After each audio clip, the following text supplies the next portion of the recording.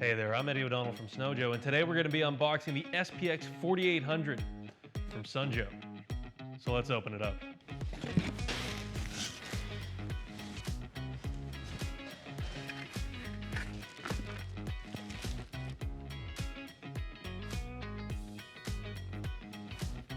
To install the wheel, take the axle, slide it into the hole. And to lock the wheel in place, slide on the washer, lock it all in with the cotter pin.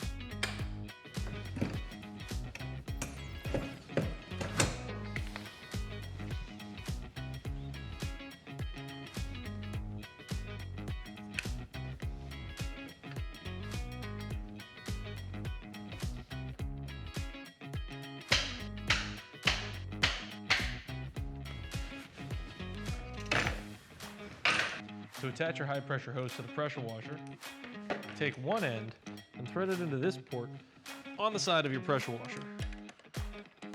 Then the other end you'll attach to this port on the lance right here.